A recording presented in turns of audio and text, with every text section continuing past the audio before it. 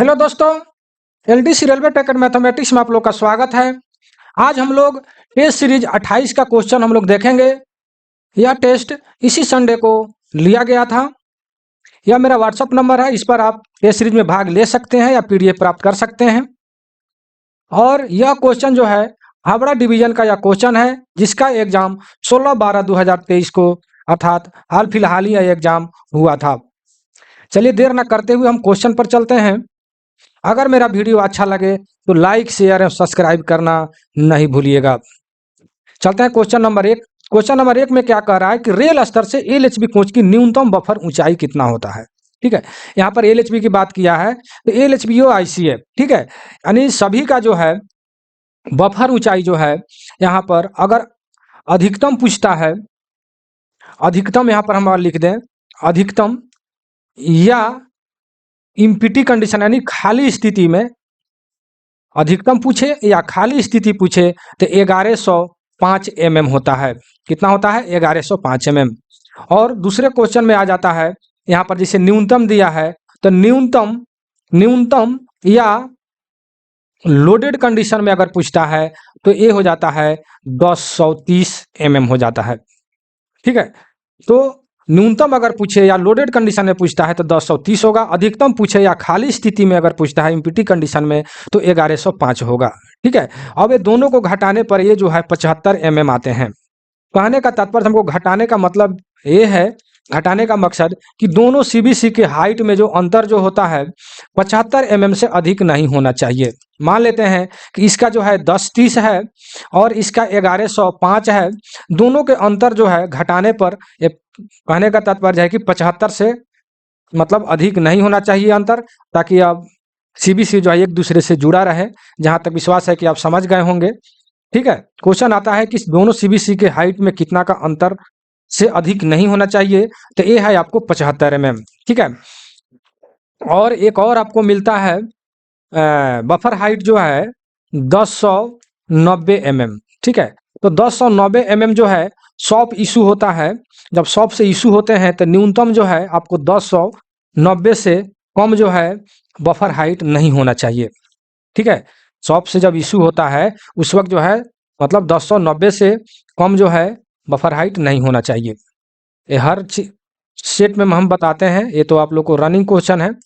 चलिए 2 नंबर में क्या कह रहा है कि ब्रेक लगने के दौरान वायु प्रवाह मतलब हवा किधर से किधर प्रवाह होता है, तो ये होता है एआर टू बीसी, अर्थात एक्जुलरी रिजर्वायर से बीसी की तरफ हवा जाता है, अर्थात ब्रेक सिलेंडर की तरफ हवा जाता है। तो एआर टू बीसी जो है इसमें कहीं ऑप्शन नहीं है, इसलिए 2 का आंसर जो है आपका डी हो जाएगा।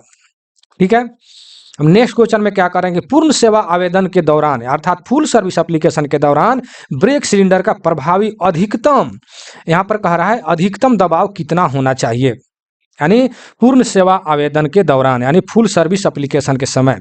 ठीक है, तो हम आपको यहाँ पर डिटेल में आपको हम बता दें कि यहाँ पर मिनिमम सर्विस एप्लीकेशन यहाँ पर जो है यहाँ पर हम लिखते हैं बीपी का हम प्रेशर की बात कर रहे हैं। ठीक है, बीपी का प्रेशर, तो बीपी का प्रेशर जो है मिनिमम जो है मिनिमम 0.5 से 0.8 kg पर cm स्क्वायर होता है।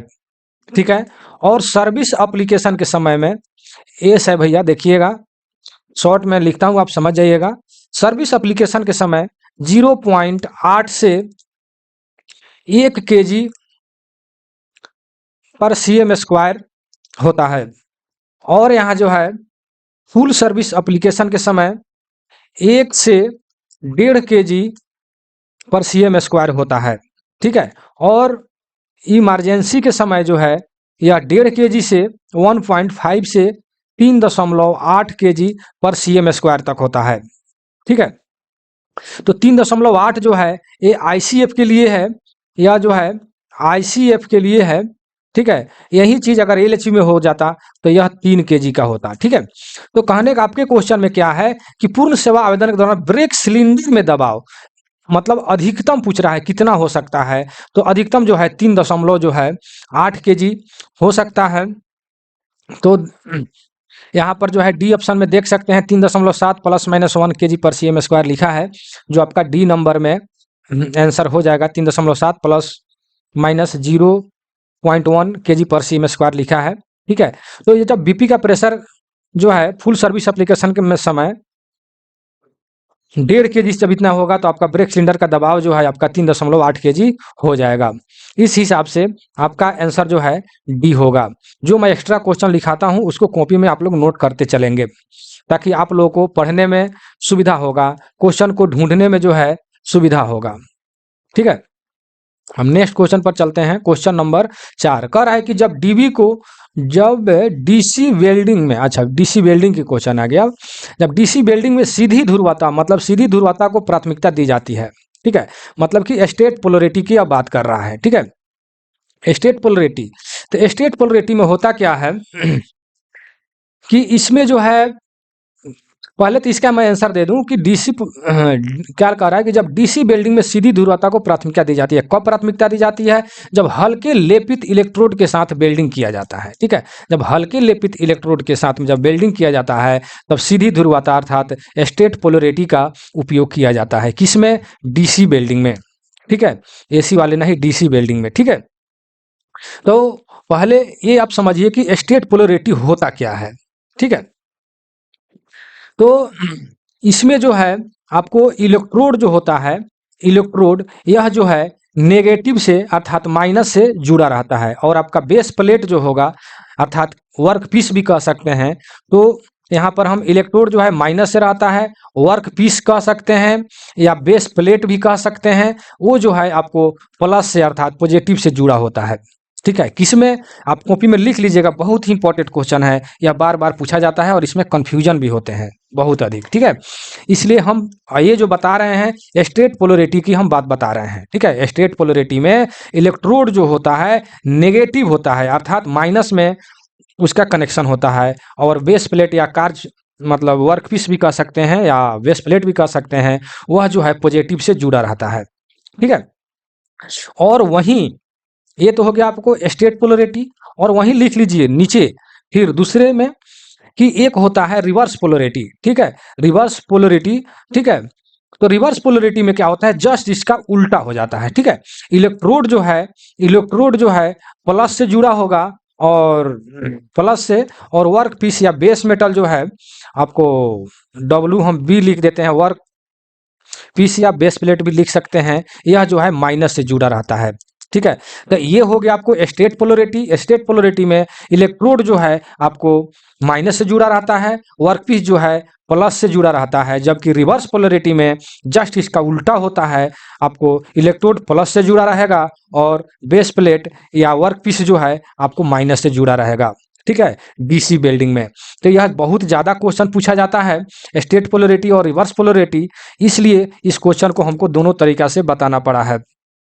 ठीक है, तो इसको आप लोग 100% कॉपी में लिख लेंगे, इससे सबसे अधिक क्वेश्चन पूछे जाते हैं, विशेष करके जो भाई हमसे जुड़े हुए हैं, जो पीडीएफ लिए हैं। ठीक है, तो हम ये तो जहां तक मुझे विश्वास है कि ये समझ गए होंगे। हम नेक्स्ट क्वेश्चन पर चलते हैं। क्वेश्चन नंबर 5 में कह रहा है कि जब वेल्डिंग सीधी ध्रुवता, देखिए फिर आ गया स्टेट पोलरिटी। ठीक है, सीधी ध्रुवता, ठीक है, स्टेट पोलरिटी की जाती है तो निम्नलिखित में से कौन सा सही है? अब ऑप्शन पढ़िए। इलेक्ट्रोड धनात्मक से जुड़ा रहता है तो बिल्कुल नहीं। स्टेट पोलरिटी में इलेक्ट्रोड जो है नेगेटिव से जुड़ा रहता है अर्थात माइनस से जुड़ा रहता है।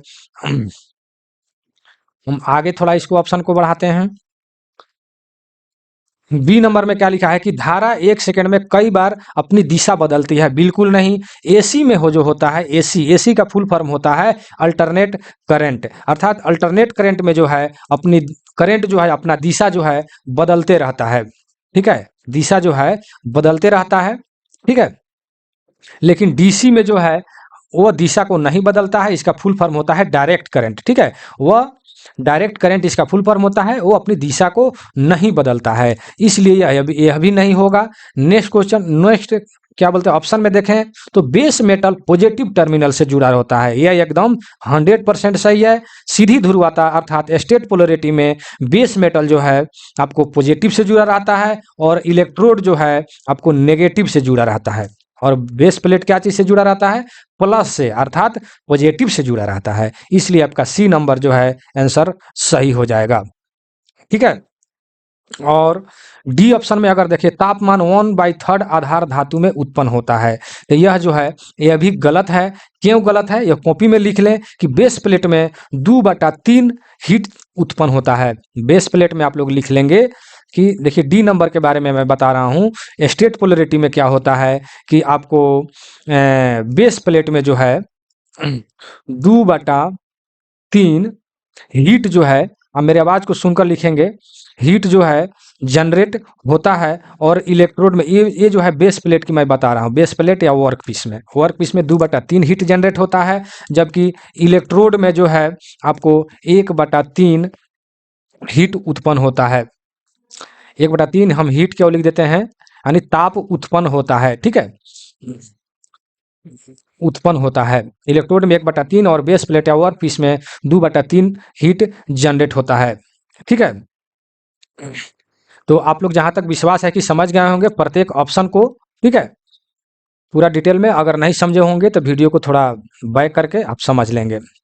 नेक्स्ट क्वेश्चन पर चलते हैं, क्वेश्चन नंबर 6 में क्या करें कि स्टील में कार्बन की प्रतिशत बढ़ाने पर वृद्धि होती है। देखिए जब स्टील में जब कार्बन की प्रतिशत जब बढ़ाइएगा प्रतिशत, तो वह जो है हार्ड हो जाएगा, ठीक है। तो हार्ड भी हो जाएगा, और जो जो वस्तु जो हार्ड होता है उसको चोट मारने पर वह जल्दी टूट भी जाता है, ठीक है। तो कहने का तात्पर्य है कि यह ब्रिटलनेस जो हो जाएगा, यानी भंगुरता भी हो जाएगा। और यहाँ पर तो हार्ड नहीं दिया हुआ है, तो नहीं हार्ड रहता तो हार्ड भी हो जाता, लेकिन सबसे पहले आ जाता है कि यह भंगुर हो जाएगा, ब्रिटलनेस हो जाएगा, ठीक है ना। तो इसका आंसर एक भी हो जाए, एक होगा, अर्थात ए हो जाएगा। अर्थात स्टील में कार्बन की प्रतिशत बढ़ाने पर स्टील जो है भंगुर हो जाता है, अर्थात ब्रिटलनेस हो जाता है। जहां तक विश्वास है कि आप समझ गए होंगे। नेक्स्ट क्वेश्चन पर चलते हैं। 7 में क्या करें कि क्या है बीएमबीएस घुमावदार पुल रड का पूरा समायोजन तब किया जाना चाहिए जब पहिए का व्यास पहुंच जाता है। मतलब पहिए का व्यास कितना तक पहुंच जाएगा तो आपको पुल रड पूरा समायोजन किया जाएगा। तो यह है इसका आंसर आपको 839 जब उसका पहिए का व्यास हो जाएगा तब घुमावदार पुल रड का समायोजन आप कीजिएगा। नेक्स्ट क्वेश्चन यह रटने वाला है, रट लेंगे। सेंटर पिवोट कोई भी संचारित नहीं करता। कह रहा है सेंटर पिवोट जो है कौन सा मतलब कि संचारित नहीं करता। अब ऑप्शन में देखिए हॉरिजेंटल, ट्रैक्टिव, ब्रेकिंग और वर्टिकल। तो यह जो है वर्टिकल फोर्स जो है, यह जो आपको डी नंबर में ऑप्शन जो दिख रहा है आपको, यही जो इसका आंसर हो जाएगा। सेंटर पिवोट जो है वर्टिकल जो है लोड को ट्रांसमिट नहीं करता है, ठीक है। यह बाकी हॉरिजेंटल, ट्रैक्टिव और ब्रेकिंग को यह संचारित करता है लोड को, जबकि वर्टिकल को नहीं करता है, ठीक है। यह गाड़ी है, गाड़ी का जो है यहाँ पर सेंटर जो पिवोट होता है यह वर्टिकल लोड को ट्रांसमिट नहीं करता है, ठीक है। यह आगे पीछे मतलब कि हॉरिजेंटल, ट्रैक्टिव और ब्रेकिंग को जो है यह संचारित करता है, ठीक है।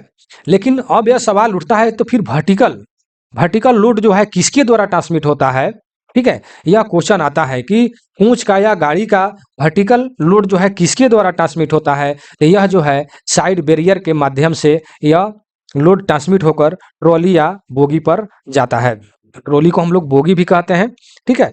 तो वर्टिकल फोर्स जो है साइड बैरियर के माध्यम से यह ट्रांसमिट होता है, ठीक है। साइड बैरियर के बारे में मैं बता दूं, जल्दी जल्दी आप लोग लिख लेंगे। यह जो यहाँ पर बोलिस्टर जो मान लेते हैं कि यह ट्रॉली है, ठीक है। तो ट्रॉली में यहाँ जो सेंटर पिवोट की बात जो अभी हो रहा था, ठीक है, तो ट्रॉली के बीच में जो है यहाँ पर जो है आपको क्या बोलते हैं इसको, साइड बैरियर लगा रहता है। जो ऊपर से कोच जब रखा जाता है तो इसका ट्रांसमिट जो है साइड बैरियर के माध्यम से ही ट्रॉली पर जाता है, ठीक है। तो साइड बैरियर के बारे में मैं बता दूं कि यह दोनों साइड बैरियर के बीच के मध्य दूरी जो है, क्वेश्चन आता है इसके बारे में बहुत ज़्यादा, इसलिए मुझे बताना पड़ रहा है। इसका दूरी जो है 1600 mm होता है, ठीक है। दोनों साइड बैरियर के बीच की दूरी जो है क्या बोलते हैं 16 mm होता है, ठीक है। और यह साइड बैरियर जो है, इस साइड बैरियर में तेल भरा रहता है। तेल जो है सर्वोलेन 68 तेल भरा जाता है और इसके बीच में एक बेयरिंग पीस या बेयरिंग प्लेट के नाम से जाना जाता है वह रखा रहता है। बेयरिंग प्लेट जो है उसका क्वेश्चन आता है उसका न्यू साइज कितना होता है, तो न्यू साइज जो है 10 होता है और कंडमिंग साइज जो है आपको 8 होता है। कहीं आपको 8.5 भी मिलता है, ठीक है। तो 8 और 8.5 एक साथ नहीं रहेंगे, 8 या 8.5 आपको मिले तो आप मार देंगे, ठीक है। और शॉप इशू जो है यहाँ पर हम लिख दें, शॉप इशू आपको 9 होता है। 9 तक हम शॉप इशू कर सकते हैं जो इसके अंदर प्लेट रखा रहता है। प्लेट का मोटाई की मैं बात कर रहा हूँ, ठीक है। तो यह क्वेश्चन बहुत ज़्यादा आते हैं, विशेष करके आपको कंडमिंग साइज और न्यू साइज आता है, ठीक है। तो आप लोग इसे नोट कर लेंगे, बहुत ही इंपॉर्टेंट क्वेश्चन अभी आप लोग को मैंने बताया है। चलिए नेक्स्ट क्वेश्चन पर हम चलते हैं। क्वेश्चन नंबर 9 में क्या कह रहा है कि कटिंग कटिंग का उपयोग स्टेनलेस स्टील को काटने के लिए किया है। मतलब कि स्टेनलेस स्टील को काटने के लिए मतलब कौन सा कटिंग का प्रयोग हम लोग करते हैं, ठीक है। तो यहाँ पर जो है आपका प्लाज्मा आर्क हो जाएगा, ठीक है। प्लाज्मा आर्क हो जाएगा इसलिए क्योंकि ऑक्सीएसिटिलीन से आप लोग काटिएगा स्टेनलेस स्टील को तो यह जो है पघिल करके यह बूंद बूंद करके चूने लगता है, ठीक है। वह शुद्ध रूप से फिनिशिंग रूप से नहीं कटता है, कटता तो है लेकिन बहुत ज़्यादा मेहनत लगता है और वह पघिल पघिल करके चूने लगता है और फ्रेश नहीं होता है, ठीक है। लेकिन प्लाज्मा आर्क बेल्डिंग कर रहे हैं, प्लाज्मा आर्क कटिंग जो है इसके द्वारा स्टेनलेस स्टील को बहुत फिनिश और अच्छे ढंग से काटा जा सकता है, ठीक है ना। इसे आप लोग नोट कर लेंगे, बहुत ही इंपॉर्टेंट क्वेश्चन है। चलिए नेक्स्ट क्वेश्चन कर है उष्मा गति का दूसरा नियम परिभाषित करता है, ठीक है। उष्मा गति का दूसरा नियम, एक मिनट इसको थोड़ा सा ऊपर बढ़ाते हैं। देखिए यह क्वेश्चन जो है आपको फिजिक्स से क्वेश्चन को लिया गया है। तो दूसरा नियम और प्रथम नियम और दूसरा नियम को जब तक आप नहीं समझते हैं तब तक यह क्वेश्चन जो है आपको समझ में नहीं आता है, ठीक है। तो मैं अब प्रथम नियम के बारे में इसके बारे में आप कॉपी में लिख लेंगे वीडियो को रोक करके। मैं बार बार बोलता हूं कि मेरा वीडियो देखने से पहले कॉपी कलम को रेडी करके लिखें क्योंकि इससे क्वेश्चन संबंधित जो भी मैं बताता हूं उसको आप लोग कॉपी में नोट करेंगे। विशेष करके जो हमसे जुड़े हैं उन लोगों को मैं विशेष करके बात कर रहा हूं जो भाई इस टेस्ट को दिए हैं, ठीक है। और जब तक मैं वीडियो ना बनाऊं आप लोग इस टेस्ट का नोट्स नहीं तैयार करेंगे। वीडियो को देख करके क्वेश्चन मिला करके तब आप लोग नोट्स तैयार करेंगे, ठीक है। तो प्रथम लॉ के बारे में प्रथम नियम मैं बताता हूं, उष्मा गति का प्रथम नियम, ठीक है। अब देखिए मैं इतना तो लिख नहीं सकता इसलिए मेरे आवाज को सुनकर आप लिख लेंगे कि प्रथम नियम में क्या होता है। उष्मा गति का प्रथम नियम लिख करके एरो का चिन्ह बनाइए और लिखिए कि इस नियम के अनुसार ऊर्जा को न तो उत्पन्न किया जा सकता है न ही नष्ट किया जा सकता है। ये तो पहले से पढ़ते आ रहे हैं आप लोग 6-7 क्लास से ही, आप लोग स्टूडेंट लाइफ में थे तब से कि ऊर्जा को न तो उत्पन्न किया जा सकता है ना ही उसको हम लोग नष्ट कर सकते हैं, ठीक है। उसको हम लोग एक रूप से दूसरे रूप में चेंज कर सकते हैं अर्थात बदल सकते हैं, लेकिन उसको हम लोग नहीं उत्पन्न कर सकते हैं ना ही उसको हम लोग मतलब कि नष्ट कर सकते हैं, ठीक है। इसे एक रूप से दूसरे रूप में परिवर्तन किया जा सकता है, ठीक है। अब ये तो हो गया आपको प्रथम नियम उष्मा गति का प्रथम नियम। अब उष्मा गति का दूसरा नियम आप लोग लिखिए, यहाँ पर एरो का चिन्ह बनाइए, ठीक है। और लिखिए दूसरा नियम यह कहता है कि उष्मा सदैव, दूसरा नियम क्या कहता है कि उष्मा सदैव गर्म सतह से ठंडी सतह की ओर बिना किसी बाहरी सहायता के बहती है, ठीक है। अर्थात गर्म सतह से ठंडी सतह की ओर बिना किसी बाहरी सहायता से, यानी बाहरी कोई सहायता उसको आप नहीं दे रहे हैं फिर भी वह मतलब कि मान लेते हैं कि यहाँ पर एक आपका जॉब है या प्लेट है जो भी है, आप इधर से गर्म होते होते होते इधर ठंडा की तरफ इधर बढ़ रहा है तो इधर से आप कोई बाहरी आप नहीं भी दे रहे, इधर से केवल आप गर्म गर्म कर रहे हैं तो यह मतलब ठंडा की ओर यह बढ़ रहा है, ठीक है ना। किंतु अभी तो आप समझ गए कि दूसरा नियम में उष्मा सदैव गर्म सतह से ठंडी सतह की ओर मतलब बिना किसी बाहरी सहायता के बहती है, किंतु ठंडी सतह से गर्म सतह की ओर बिना बाहरी सहायता के नहीं बह सकती, ठीक है। यहां तो आप गर्म कर रहे हैं तो बिना सहायता से आगे बढ़ रहा था, लेकिन यह उल्टा उल्टा जो है यह बिना किसी बाहरी सहायता से यह उल्टा नहीं बह सकती। अर्थात मान लें कि इधर से आप गर्म कर रहे हैं, इधर से भी, इधर जितना यह गर्म हो रहा है उससे कहीं ज़्यादा इधर से जब गर्म आप कीजिएगा तब जा कर के यह हीट जो है उल्टा बहेगा। अर्थात जब ज़्यादा गर्म कर रहे हैं इसका मतलब है कि बाहरी आप सहायता ले रहे हैं, ठीक है ना। तो यहाँ पर क्वेश्चन क्या कह रहा है कि आंसर आपका, किंतु ठंडी सतह से गर्म सतह की ओर बिना बाहरी सहायता के नहीं बह सकती, ठीक है। यह आप लोग जहां तक विश्वास है कि समझ गए होंगे। प्रथम में यह बताया गया कि ऊष्मागति के प्रथम नियम में यह तो न तो उत्पन्न किया जा सकता है न ही इसे नष्ट किया जा सकता है, इसको एक रूप से दूसरे रूप में चेंज किया जा सकता है, ठीक है। दूसरा नियम में आप लोगों ने क्या लिखा कि यह नियम में कहता है कि ऊष्मा सदैव गर्म सतह से ठंडी सतह की ओर बिना किसी बाहरी सहायता के बहती है, किंतु ठंडी सतह से गर्म सतह की ओर बिना किसी बाहरी सहायता के नहीं बह सकती, ठीक है। इसी को अब देखिए, अब हम ऑप्शन पर चलते हैं, ठीक है। अब देखिए ऑप्शन में गर्म, यहाँ क्या लिखा है, गर्मी कम, और नीचे जाइए तापीय धारिता, और उसके बाद में लिखा है एंट्रोपी, ठीक है। तो इसका सही आंसर जो है आपका एंट्रोपी हो जाएगा, ठीक है।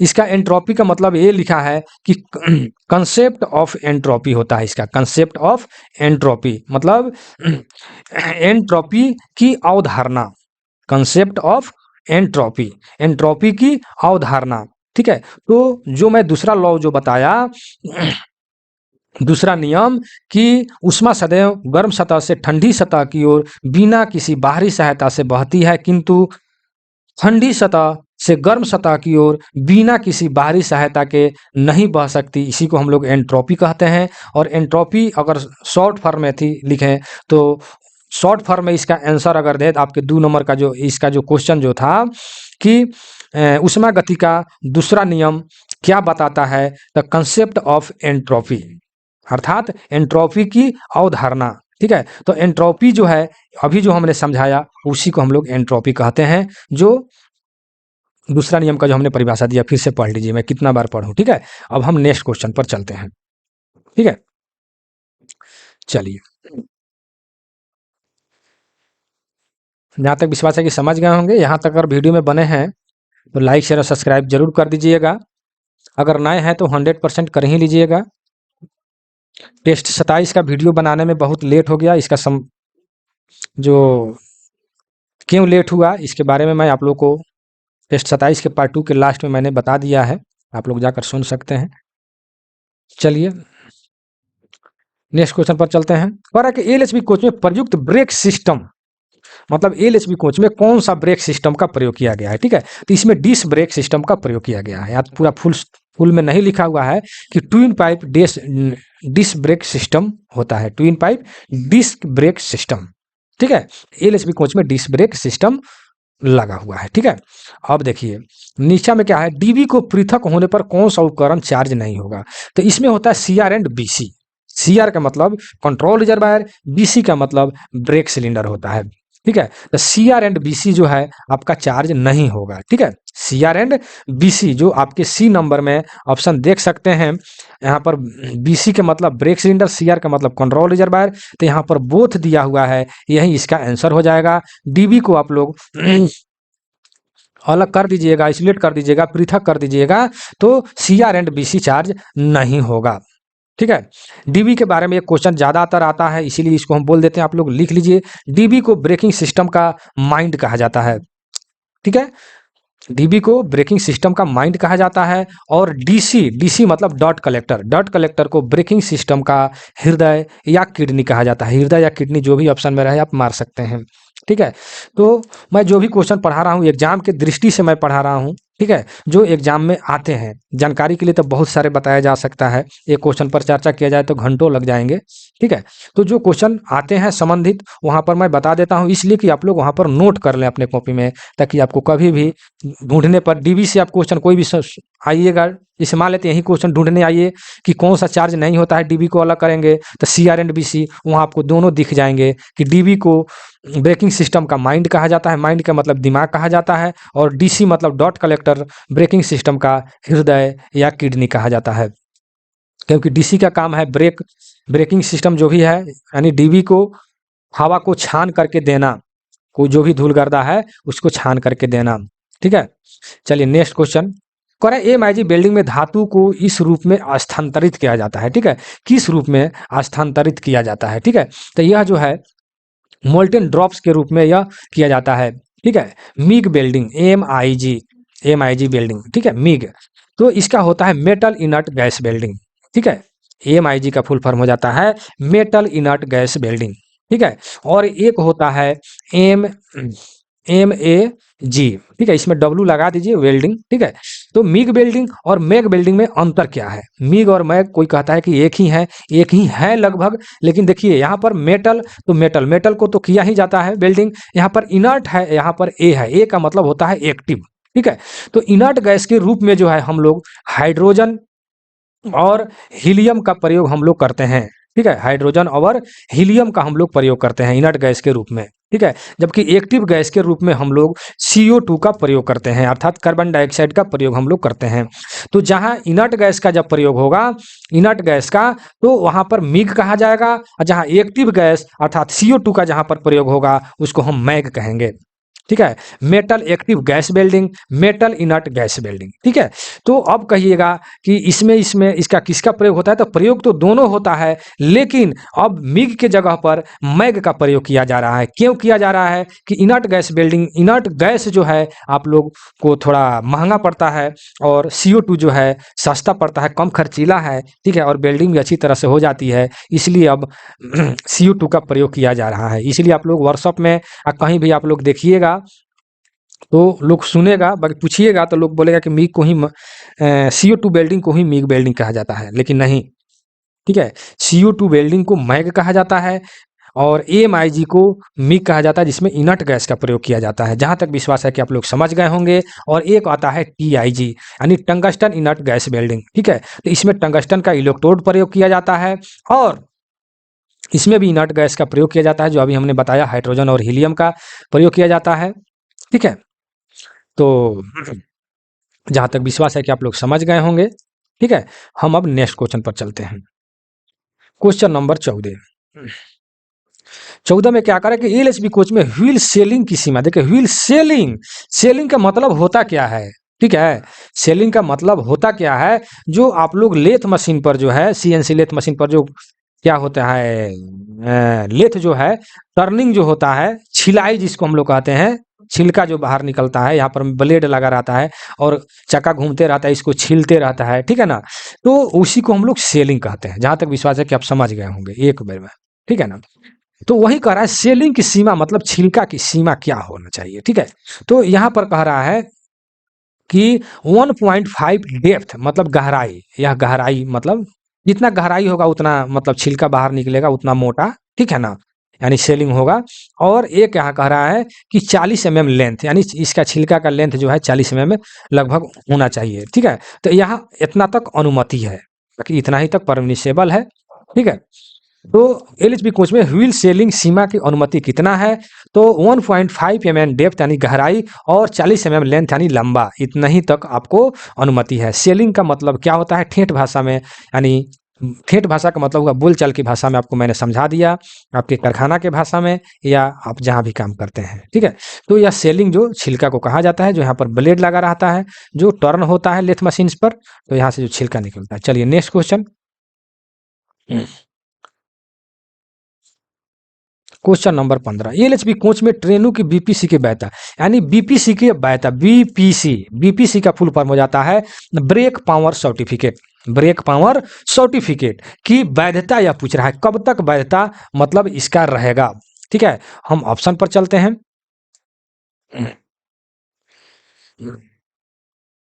देखिए यहाँ पर बी नंबर में जो लिखा हुआ है, मैक्सिमम ऑफ 4000 किलोमीटर 96 हावर्स जो है मतलब अगर 96 घंटा चल जाए या 4000 किलोमीटर चल जाए, दोनों में से जो पहले आ जाए तो हम लोग बीपीसी की वैधता को रद्द कर देंगे, यानी बीपीसी की वैधता जो है खत्म हो जाएगा। ठीक है, जहां तक विश्वास है कि समझ गए होंगे, या कोई विशेष समझाने की बात नहीं है। मैक्सिमम अधिक अगर 4000 किलोमीटर चल जाए या 96 घंटा चल जाए, जो पहले आए तो हम बीपीसी की वैधता को खत्म कर देंगे। ठीक है, हम नेक्स्ट क्वेश्चन पर चलते हैं। थोड़ा सा कट रहा था ना, चलिए थोड़ा सा इसको इतना पर बढ़ाते हैं। चलिए नेक्स्ट क्वेश्चन कह रहा है कि मान लीजिए 40 वैगन है और प्रत्येक में एक ब्रेक सिलेंडर लगे हैं और 4 सिलेंडर काम नहीं कर रहे हैं, तो ब्रेक ट्रेन पावर प्रतिशत कितना होगा। कहने का तात्पर्य है कि 40 को वैगन लगा हुआ है एक रेक में, ठीक है, और उसमें जो है कह रहा है कि 4 सिलेंडर जो है, 4 को सिलेंडर काम नहीं कर रहा है, तो वहां पर ब्रेक पावर की गणना करें, मतलब ब्रेक पावर का प्रतिशत क्या होगा। ठीक है, तो यहाँ पर क्या हो जाएगा कि ये तो आप मैथ में ही पढ़े हैं या किसी भी चीज को आप मतलब कि परसेंटेज में आप लोग पढ़े होंगे चैप्टर में, या नहीं परसेंटेज पढ़े हैं तो मेरे चैनल पर मैथमेटिक्स वाला जो प्लेलिस्ट होगा, मैं परसेंटेज का पूरा के पूरा मैंने जो टाइप है 10 या 12 टाइप डाला है, उसमें पूरे परसेंटेज को मैंने क्लियर किया है, उसमें जाकर देख लेंगे। मैथ का बहुत ही अच्छा वीडियो मैंने डाला है। तो यहाँ पर तो प्रतिशत निकालना जाता है, तो होता क्या है कि जितना सिलेंडर आपका खराब है उसको ऊपर रखिए, और इसको भी हो सकता है, और नहीं 4 खराब है तो उसको घटा लेंगे, ठीक है ना, यानी 40 में से 4 घटा लेंगे तो ये हो जाएगा आपको 36। ठीक है, और 36 जितना हम काम कर रहे हैं उस पर ना क्वेश्चन पूछ रहा है कि कितना काम हम निकाल रहे थे अभी कि कितना प्रतिशत खराब है, तो 4 ऊपर हो जाएगा, लेकिन कितना काम कर रहा है इस पर हमको निकालना है। ठीक है, तो 36 तो काम कर रहा है और कुल टोटल आपका सिलेंडर 40 है और गुना 100 है। ठीक है, तो यहाँ पर 1 जीरो से 1 जीरो कटा दीजिए और 9 चौका 36 कर दीजिए और 10 नवा कितना हो जाएगा 90, अर्थात 90%, अर्थात सी नंबर इसका सही आंसर हो जाएगा। अगर वही क्वेश्चन पूछता कि कितना खराब है तो इस यहाँ पर 4 रखते या 4 से कटा देते, ठीक है ना, 4 दहा 40 या 10 से इसको कटा देते, मतलब वो 10% हो जाता है। ठीक है ना, तो खराब नहीं पूछ रहा है, यहाँ पर कितना ब्रेक पावर प्रतिशत पूछ रहा है, तो आपका ब्रेक पावर प्रतिशत जो है 90% आपका हो जाएगा। ठीक है, जहां तक विश्वास है कि समझ गए होंगे। नेक्स्ट क्वेश्चन पर चलते हैं, क्वेश्चन नंबर 17। 17 में क्या कह रहा है कि under frame mounted brake system में फ्रेट स्टॉक में किस प्रकार के कंपोजिट ब्रेक ब्लॉक का उपयोग किया जाता है। ठीक है, तो फ्रेट स्टॉक जो अंडर माउंटेड ब्रेक सिस्टम जो होता है वो उसमें जो है एल टाइप का मतलब ब्रेक सिस्टम का प्रयोग किया जाता है। ठीक है ना, एल टाइप का, कौन सा, एल टाइप का प्रयोग किया जाता है, लेकिन कोचिंग में जो है आपको के टाइप कंपोजिट ब्रेक ब्लॉक का प्रयोग किया जाता है, या BMBC भी कह सकते हैं, बोगी माउंटेड ब्रेक सिलेंडर। ठीक है, इसमें जो है के टाइप का मतलब ब्रेक क्या बोलते हैं इसको, अंडर फ्रेम कंपोजिट यानी ब्रेक ब्लॉक जो होता है प्रयोग किया जाता है। ठीक है, ये आप तो समझ गए होंगे। अब यहाँ से संबंधित जो क्वेश्चन आता है उसको हम बता दें कि क्वेश्चन आता है कि के टाइप ब्रेक ब्लॉक कितना घिस कर शेष बच जाए तो उसको हम लोग बदल देंगे, तो ये होता है आपको 12 mm। कितना होता है, 12 mm। 12 mm घिस करके बच जाए, शेष बच जाए या रह जाए तो हम उसको बदल देंगे। और एल टाइप से जो होता है 10 mm होता है, 10 mm अगर घिस करके बच जाए रह जाए तो उसको हम लोग बदल देंगे। और एक होता है CI टाइप, ठीक है, यानी कास्ट आयरन टाइप, तो ये जो है आपको यह 20 mm होता है, 20 mm अगर घिस कर रह जाए या बच जाए शेष तो हम उसको बदल देंगे। ये क्वेश्चन ज्यादातर पूछा जाता है, इसीलिए मैंने यह क्वेश्चन को बताया। मैं बार बार बोलता हूं कि जो भी मैं क्वेश्चन बताता हूं एग्जाम की दृष्टि से मैं बताता हूं। ठीक है, तो ये आपका क्वेश्चन क्लियर हो गया। ठीक है, हम नेक्स्ट क्वेश्चन पर चलते हैं, क्वेश्चन नंबर 18। क्वेश्चन नंबर 18 में क्या करें कि वंदे भारत एक्सप्रेस में ब्रेक सिस्टम कहाँ लगी होती है। ठीक है, ब्रेक सिस्टम, ब्रेक डिस्क जो है कहाँ लगा रहता है। ठीक है, तो आप लोग जानते हैं कि LHB में जो है डिस्क पर जो है ब्रेक सिस्टम जो है डिस्क ब्रेक सिस्टम लगा हुआ है, लेकिन आपको वंदे भारत में जो है आपको wheel mounted disc brake system लगा हुआ है। Wheel mounted disc brake system, यहाँ पर व्हील हो जाएगा, व्हील यहाँ पर मान ले चक्का है तो आपको यहाँ पर जो है चक्का पर ही आपको यह डिस्क ब्रेक लगाया गया है। ठीक है, wheel mounted disc brake system हो जाएगा। ठीक है, जबकि LHB में disc air brake disc mounted brake system हो जाएगा, ठीक है ना। आप लोग को तो बताइए किए हैं, लेकिन वंदे भारत में व्हील वाला हो जाएगा। जो भाई को पीडीएफ मिला है वंदे भारत वाला, वह जाकर के वंदे भारत वाला पीडीएफ पढ़ लेंगे, ठीक है, या वीडियो देख लेंगे। उसमें सारे के सारे क्वेश्चन यह दिया हुआ है। वंदे भारत से जितने भी क्वेश्चन हैं सारे के सारे उसमें दिया हुआ है। जो भाई को पीडीएफ मतलब प्राप्त करना है या एलडीसी जेईई डब्ल्यूएम की तैयारी के लिए जिनको पीडीएफ चाहिए, मेरे व्हाट्सएप पर कांटेक्ट करेंगे, उनको पीडीएफ मिल जाएगा, ठीक है। व्हाट्सएप पर लगे फोटो को पहले ध्यान से पढ़ेंगे, कौन कौन से पीडीएफ जो है उनके लिए सिलेबस के अनुसार है, उस हिसाब से अपना काम करेंगे, ठीक है। तो मैसेज करेंगे, नहीं तो मैसेज नहीं करेंगे। चलिए, तो वंदे भारत का क्वेश्चन ने था। चलिए नेक्स्ट क्वेश्चन पर चलते हैं। Question number 19। क्वेश्चन नंबर 19 में कह रहा है कि इस टाइप कपलर में पूर मतलब नकल होता है। नकल की पूरी तरह से बंद स्थिति में मामलों में रिब क्या पिस्टन होना चाहिए, ठीक है। एच टाइप कपलर में, ठीक है, एच टाइप जो सीबीसी होता है उसके बारे में यह कह रहा है कि पूर मतलब कि नकल होता है, ठीक है ना। नकल की पूरी तरह बंद स्थिति के मामले में रिब का पोजीशन मतलब कैसा होना चाहिए, तो यह होता है वर्टिकल, ठीक है ना। क्या होता है, वर्टिकल होता है। देखते हैं आपको, इस तरह जो है छड़ लटका रहता है, इसको जब हम लोग उठाते हैं यानी हॉरिजॉन्टल करते हैं तो सीबीसी एक दूसरे से अलग हो जाता है, नहीं तो इसको वर्टिकल पोजीशन में इस तरह लटका रहता है। विशेष करके बैगन में देखते हैं साइड से उठा देते हैं, गाड़ी दो पार्ट में हो जाता है, ठीक है ना। तो यह हमेशा वर्टिकल नीचे की तरफ यह होना चाहिए, ठीक है। चलिए नेक्स्ट क्वेश्चन पर चलते हैं। Question number 20। आरडीएसओ के निर्देशानुसार एलएचबी कोच का पहिया हर डैश में घूमना चाहिए, मतलब टर्नेट की यह बात कर रहा है, ठीक है ना, घूमना चाहिए। तो इसका आंसर जो है मतलब आरडीएसओ के निर्देशानुसार एलएचबी कोच में पहिया हर डैश में घूमना चाहिए, ठीक है, मंथ यानी डैश मंथ। देखिए 20 नंबर का आंसर जो है थोड़ा सा मतलब कि हमको गड़बड़ लग रहा है, इसलिए करे आरडीएसओ के अनुसार एलएचबी को पहिया घूमना चाहिए, मतलब टर्निंग के बारे में कह रहा है। टर्नेट कब टर्नेट होना चाहिए, कब घूमना चाहिए, तो इसका कोई मतलब कि देखिए यहाँ पर 9 मंथ इसलिए होगा, देखिए कि यहाँ पर जो है आईयूएच जो है एलएचबी का आईयूएच जो है 18 मंथ पर होता है। आईओएच जो है 18 मंथ पर होता है, ठीक है, और पीओएच जो है 36 मंथ पर होता है, ठीक है। तो कहने का तात्पर्य हमको यह है कि इस तरह का कोई तो आईयूएच या पीओएच के समय में होता है, तो कहने का तात्पर्य हमको यह है कि इस वक्त तो टर्निंग होता ही है, लेकिन इस तरह का ऑप्शन भी कोई नहीं है, ठीक है। और आरडीएसओ के अनुसार अगर देखा जाए तो जब भी हमारा व्हील जो है क्या बोलते हैं मतलब कि उसकी दाया में कमी बेसी होगा तो उसको हम आइसोलेट करेंगे, अलग कर देंगे, उसको टर्निंग कर लेंगे, ठीक है ना। तो मेरे समझ से क्या लिखा है, नो रिक्वायर्ड, यानी मेरे ऑप्शन समझ से डी होना चाहिए, ठीक है। क्योंकि आईयूएच के समय या पीयूएच के समय तो टर्नेट होता है, या जब भी घिस करके कम बेस भी हो जाएगा तो उसको आइसोलेट करके हम लोग टर्नेट कर सकते हैं, ठीक है। लेकिन जहाँ चेक कराया गया है, जहाँ से क्वेश्चन आया है वहाँ आपको 9 मंथ चेक कराया गया है, जहाँ पर एग्जाम हुआ है, ठीक है। लेकिन मेरे समझ से नो रिक्वायर्ड होना चाहिए। चलिए नेक्स्ट क्वेश्चन पर चलते हैं। क्वेश्चन नंबर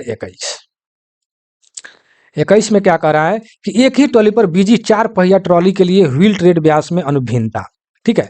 तो देखिए यहाँ पर जो है मैं यहाँ पर कोचिंग की बता देता हूँ, सी मतलब कोचिंग समझ जाइएगा। तो कोचिंग में क्या होता है, यहाँ नहीं, यहाँ पर लिख देते हैं।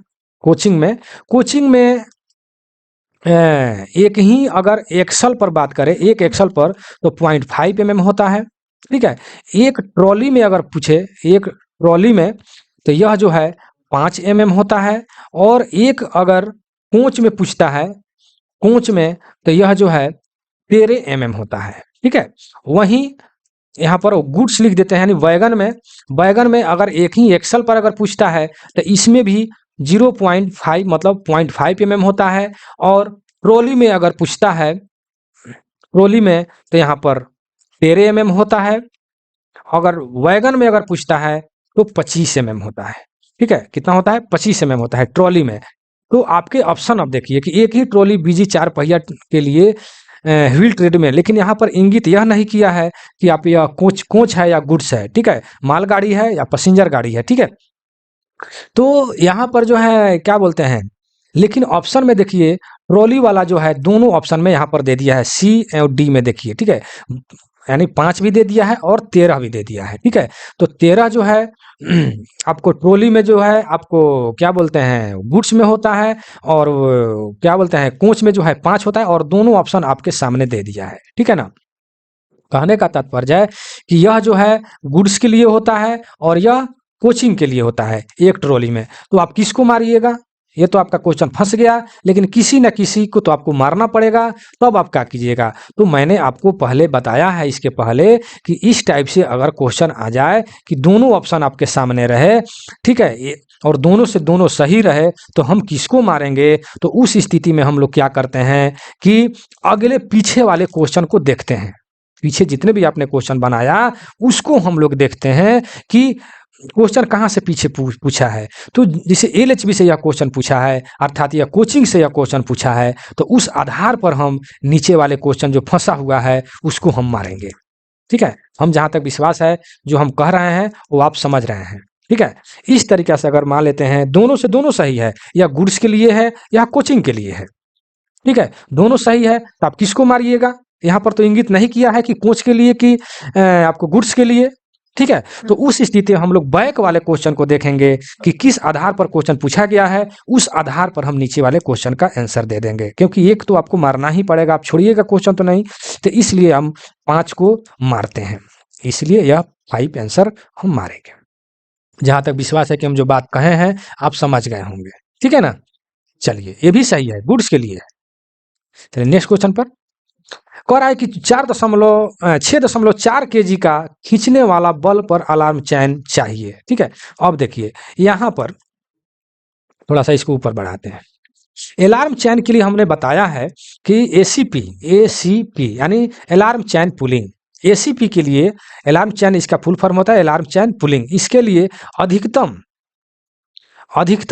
वेट या भार या दबाव कह सकते हैं 10 केजी होता है। कितना होता है 10 केजी, ठीक है। और न्यूनतम जो है 7 केजी होता है, ठीक है। 7 केजी या 10 केजी, अर्थात 7 से 10 केजी के बीच अगर वेट आप भार लगाते हैं या खींचते हैं तो आपका ब्रेक लग जाता है, ठीक है ना।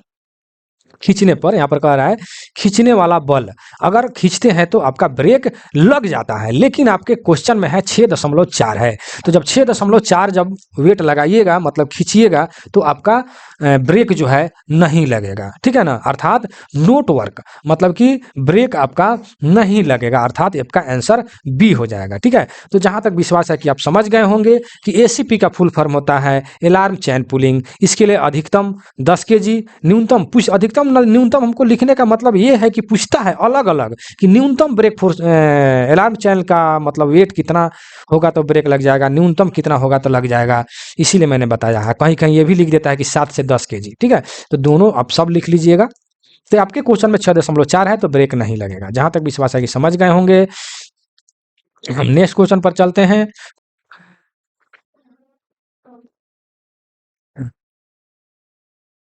फिएट बोगी में किस प्रकार के प्राइमरी सस्पेंशन का उपयोग किया जाता है, ठीक है। तो फिएट बोगी में जो है डबल नेस्ट कॉइल स्प्रिंग का हम लोग प्रयोग करते हैं, ठीक है। डबल नेस्ट कॉइल स्प्रिंग का हम लोग प्रयोग करते हैं, ठीक है। तो यहाँ पर प्राइमरी सस्पेंशन की बात किया गया है, ठीक है।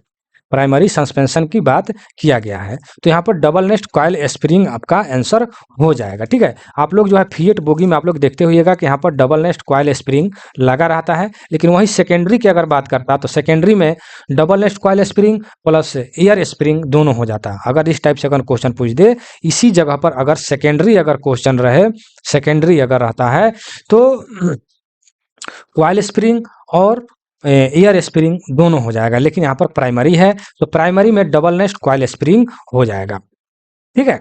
जहां तक विश्वास है कि आप समझ गए होंगे। नेक्स्ट क्वेश्चन पर चलते हैं। क्वेश्चन नंबर अर्थात 24।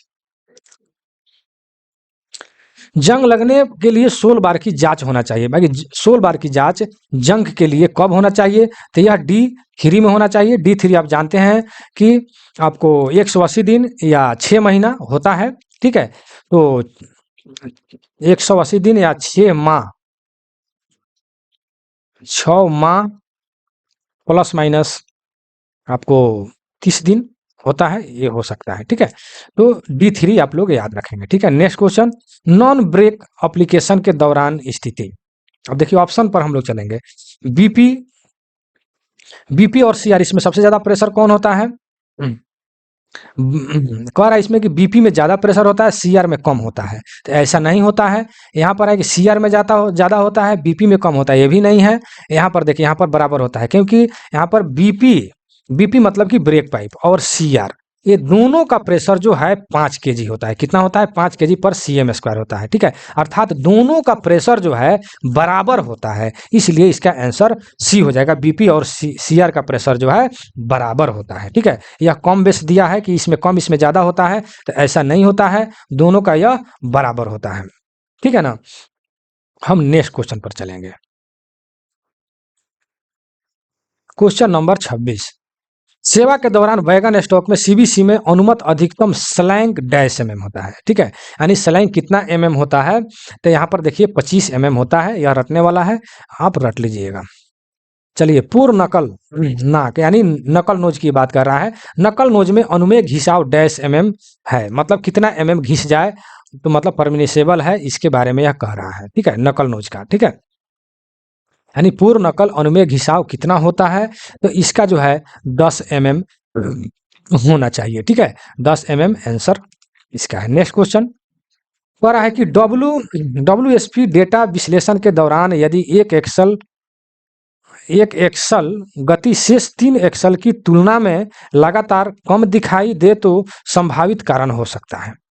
अगर आपका आपके एक कोच में जो है आपको 4 एक्सल होता है, लेकिन एक एक्सल जो है बाकी 3 एक्सल से तुलना में कह रहा है कि लगातार कम अगर माइक्रो प्रोसेसर में अर्थात मदरबोर्ड में कम अगर उसका कोड दिखाई दे रहा है, तो इसका कारण हो सकता है। तो इसका कारण यही है कि उस कोच का या उस एक्सल का सेंसर जो है खराब है, अर्थात सेंसर, उस स्पीड सेंसर जो है उसका खराब है, तभी इस तरह का हो रहा है।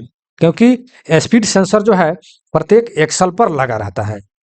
ठीक है, प्रत्येक स्पीड सेंसर जो है प्रत्येक एक्सल पर लगा रहता है। अगर कोई भी एक्सल में अगर खराबी आ जाता है, तो स्पीड सेंसर जो है मदरबोर्ड में अर्थात माइक्रो प्रोसेसर में वह कोड के रूप में इंगित करता है। उससे समझ में आता है कि हमारा यह इस एक्सल का मतलब कोई ना कोई फॉल्ट है। ठीक है, अब कोड के बारे में अगर हम आपको बता दें जल्दी जल्दी में, तो 72 कोड का मतलब ये होता है, मेरी आवाज को सुनकर लिख लेंगे। 72 कोड का मतलब होता है कि किसी एक एक्सल पर परमानेंट फॉल्ट है। किसी एक एक्सल पर अगर आपके माइक्रो प्रोसेसर में या मदरबोर्ड में आपको अगर 72 कोड दिखाता है, तो इसका मतलब हो जाता है कि किसी एक एक्सल पर परमानेंट फॉल्ट है। ठीक है, अगर 73 कोड दिखाता है, तो इसका मतलब होता है कि कई कई मतलब अनेक अनेक मतलब एक्सल पर परमानेंट फॉल्ट है, कई एक्सल पर फॉल्ट है। ठीक है, और एक होता है 95 कोड अगर दिखाता है, तो इसका कोई अर्थ नहीं है। इसका आंसर में लिखिएगा, इसका कोई अर्थ नहीं है। ठीक है, अर्थात इसलिए इसका अर्थ नहीं है क्योंकि यह ऐसा फॉल्ट है कि फॉल्ट होता है और ऑटोमेटिक खराब हो जाता है, खराब है क्या बोलते हैं, ठीक हो जाता है। सॉरी, थोड़ा सा मैंने जल्दीबाजी में गलत बोला गया। मतलब कि 95 कोड का मतलब ये होता है कि ऐसा फॉल्ट जो खराब होगा और ऑटोमेटिक ठीक हो जाएगा, इसीलिए इसका कोई अर्थ नहीं होता है, अर्थात अस्थाई इसको लिख सकते हैं। ठीक है, अस्थाई। तो आप समझ गए कि 72 का कोड का मतलब किसी एक एक्सल पर, 73 का मतलब कई एक्सल पर, 95 कोड का इसका कोई अर्थ नहीं है। और एक होता है 99 कोड।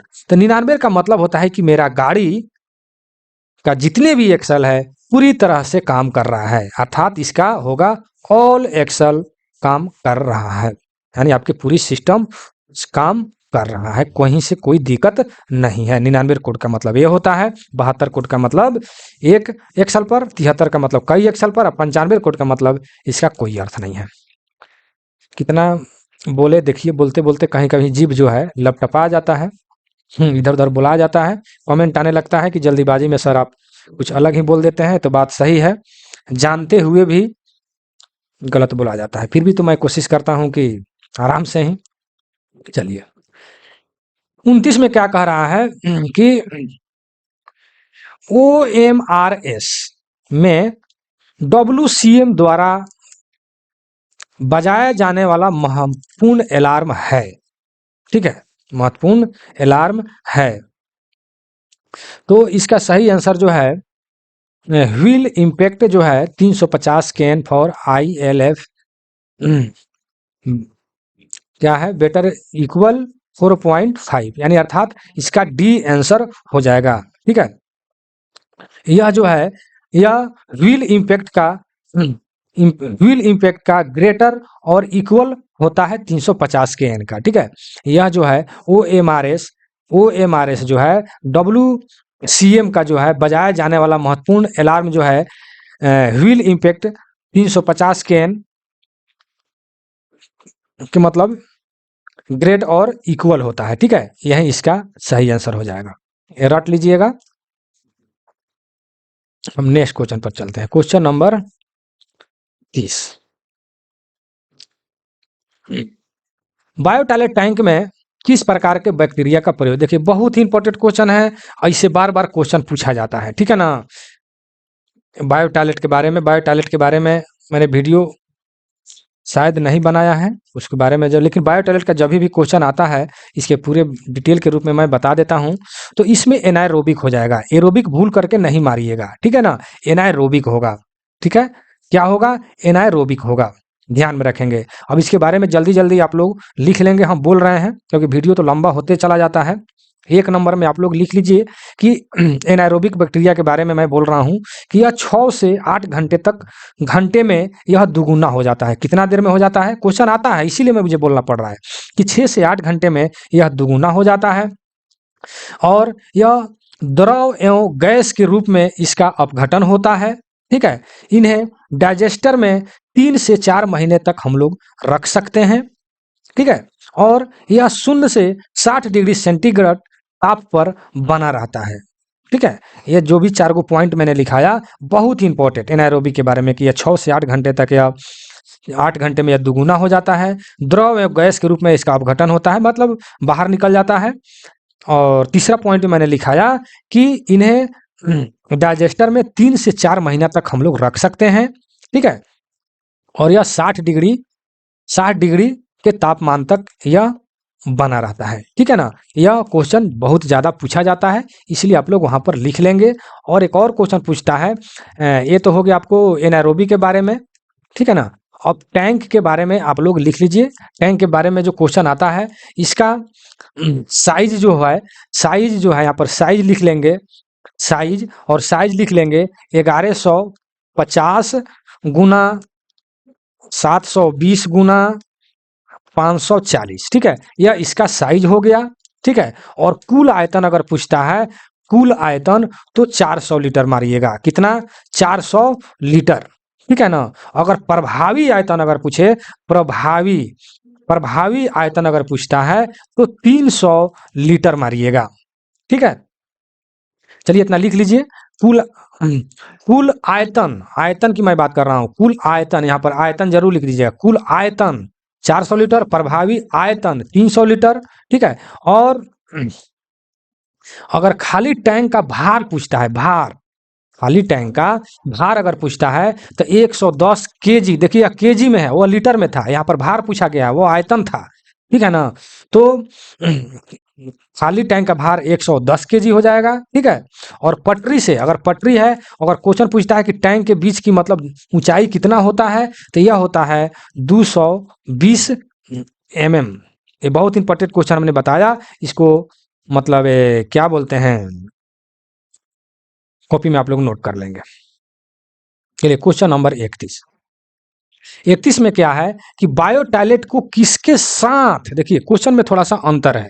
ठीक है, अगर यह क्वेश्चन करता कि बायोटायलेट किसके द्वारा विकसित किया गया, यहाँ पर साथ अगर नहीं रहता, किसके यहाँ पर द्वारा रहता, किसके द्वारा विकसित किया गया, तो RDSO। किसके द्वारा विकसित किया गया है, RDSO के द्वारा। लेकिन आपके क्वेश्चन में है कि साथ सह, मतलब किसके साथ, अर्थात बायो टॉयलेट को किसके साथ सह विकसित किया गया। ठीक है, किसके साथ यह क्वेश्चन कर रहा है आपसे। ठीक है, तो यहाँ पर सी मतलब आईआईटी खड़गपुर, खड़गपुर के साथ मिल करके इसको मतलब विकसित किया गया है। लेकिन इस टाइप का क्वेश्चन बहुत ही कम ही मिलते हैं, लेकिन ध्यान में रखिएगा अगर इस तरह सह साथ आ जाए तो खड़गपुर हो जाएगा, आईआईटी खड़गपुर। और अगर द्वारा अगर कहता किसके द्वारा, तो यह डीआरडीओ के द्वारा यह विकसित किया गया है। ठीक है ना, दोनों बात आपको हमने बता दिया, आपको जो अच्छा लगे मारिएगा अपने हिसाब से। ठीक है, क्योंकि यह क्वेश्चन यहाँ पर फंस रहा है, यहाँ पर ज़्यादा कन्फ्यूजन लोग करेगा, क्योंकि जितने भी क्वेश्चन आते हैं वहाँ पर डीआरडीओ को ही मारा जाता है। ठीक है, लेकिन उस क्वेश्चन में इस तरह नहीं रहता है, वहाँ पर डायरेक्ट क्वेश्चन आता है कि बायो टॉयलेट को किसके द्वारा विकसित किया गया, तो डीआरडीओ के द्वारा विकसित किया गया। लेकिन आपके क्वेश्चन में है कि बायो टॉयलेट को किसके साथ सह विकसित किया गया, किसके सहयोग से यह विकसित किया गया है, तो आईआईटी खड़गपुर के सहयोग से यह विकसित किया गया है। जो अब दोनों बात मैंने बताया, जो आपको अच्छा लगे आप मार लीजिए। चलिए नेक्स्ट क्वेश्चन, क्वेश्चन नंबर 32, करें शौचालय के पहले कक्ष को खाली करने की आवृत्ति क्या है। शौचालय के कक्ष को खाली करने की यह बात कर रहा है। ठीक है ना, देखिए वीडियो लंबा होते जा रहा है, फिर भी चलिए, यह जो है 90 दिन 5% कुल कोच होल्डिंग। ठीक है, कुल कोच का मतलब 5% करेंगे या 90 दिन पर हम लोग उसको करेंगे। ठीक है, यार डी नंबर इसका आंसर है, आप लोग याद रखेंगे। क्वेश्चन नंबर 33 में क्या कर रहा है कि ए श्रेणी वस्तुओं को स्टॉक सत्यापन कार्यक्रम कितने दिन पर होता है। ठीक है, कितने दिन पर होता है, तो यह 6 मंथ पर होता है। कितना दिन पर होता है, 6 मंथ पर होता है। ए श्रेणी के वस्तुओं का स्टॉक सत्यापन जो है कितना दिन पर होता है, तो 6 महीना पर होता है। देखिए बहुत लोगों ने केवल स्टोर से जो पीडीएफ वो लोग मांगे हुए थे, तो स्टोर का पीडीएफ जो है टाइपिंग हो गया है। जो भाई पीडीएफ लिए हैं उनको भेज दिया गया है स्टोर का पीडीएफ। स्टोर जो जब वो पीडीएफ लिए थे उस वक्त भी स्टोर का पीडीएफ भेजा गया है। आप अपने पीडीएफ में ढूंढिए, जब आप पीडीएफ लिए थे उस वक्त भी स्टोर का पीडीएफ गया था। लेकिन कल परसों में जो मैंने पीडीएफ स्टोर का मैंने भेजा है 50 से 60 क्वेश्चन है उसमें, तो वो जो 50 से 60 क्वेश्चन है वो सारे के सारे क्वेश्चन चुनिंदा और वीवीआई कहिए या क्रैश कोर्स कहिए या चुनिंदा कहिए, इंपॉर्टेंट क्वेश्चन कहिए, उस क्वेश्चन को टाइपिंग उसी में से चुन चुन करके इंपॉर्टेंट क्वेश्चन को, जो क्वेश्चन पूछे जाते हैं उस क्वेश्चन को टाइपिंग कराया गया है। और टाइपिंग करा करके उस पीडीएफ को जो भाई पीडीएफ लिए हैं उन लोगों को पीडीएफ भेज दिया गया है। जो टेस्ट में शामिल है उन लोगों को नहीं भेजा गया है। जो पीडीएफ लिए हैं उनको वह पीडीएफ स्टोर वाला भेज दिया गया है। और जिनको अगर नहीं गया है तो व्हाट्सएप पर मैसेज कर देंगे कि सर हमको स्टोर का पीडीएफ हमको नहीं आया है, हम उनको भेज देंगे। ठीक है, और उसमें जाकर पढ़ेंगे तो यह डिटेल रूप से आपको सारे के सारे क्वेश्चन स्टोर से मिल जाएंगे। उसमें वही क्वेश्चन को टाइपिंग कराया गया है जो पूछा जाता है। मात्र वह गागर में सागर है, 60 क्वेश्चन है, 60 क्वेश्चन में समझिए कि आपका परीक्षा कंप्लीट हो जाएगा। इंपॉर्टेंट क्वेश्चन है, बहुत मेहनत से उसको खोज खोज करके बनाया गया है। चलिए नेक्स्ट क्वेश्चन पर चलते हैं। तो आपका आंसर आपका 6 मंथ हो गया। 34 में देखिए कितने वैगन बीएलसी में 1 इकाई, मतलब 1 इकाई बीएलसी वैगन के 1 इकाई में कितने मतलब वैगन होते हैं, यह आपसे क्वेश्चन कर रहा है। ठीक है, तो ये जो है 5 होता है। ठीक है ना, कितना होता है, 5 होता है। 34 नंबर क्वेश्चन ये क्या हो गया, कितने वैगन बीएलसी में 1 इकाई बनते हैं।